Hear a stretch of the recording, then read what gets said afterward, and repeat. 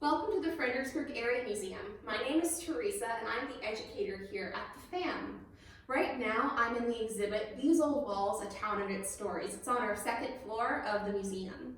I really love this exhibit because it has amazing historic photographs from Fredericksburg's history.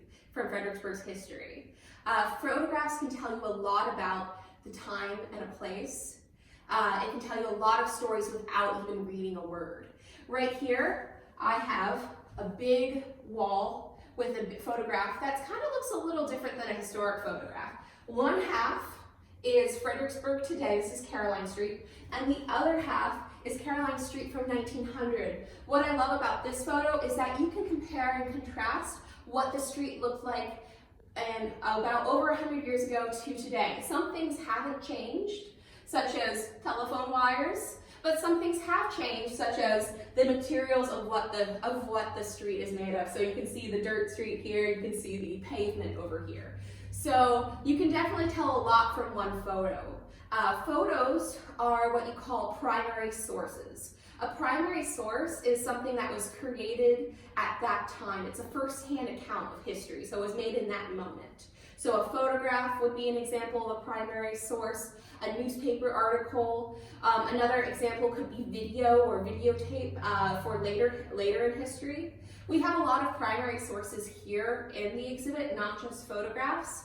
Another example of a primary source can be letters.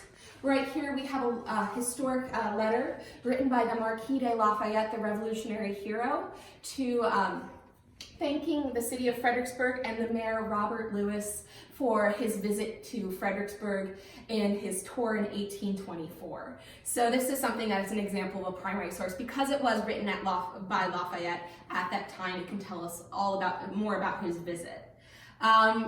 So we have these primary sources, but we also have another source called secondary sources that can tell you a lot about history. Right here, I'm holding some secondary sources. For instance, it can be scholarly journals, such as the Journal of Fredericksburg History. It could be something like an official guidebook. This is the guidebook for Fredericksburg. It could also be something like books, documentaries.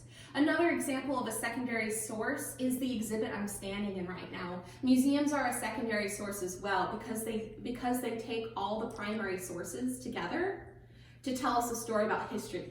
We analyze the sources and we use those primary sources, the objects, the newspapers, the letters, the photographs, and we use all those resources as a way to tell a story. So that story is our secondary source. To explore more of the Fredericksburg Area Museum or to learn more about our educational content, please visit our website or visit us right in downtown Fredericksburg, or you can check out more of our electronic field trips. Thank you so much for visiting the FAM.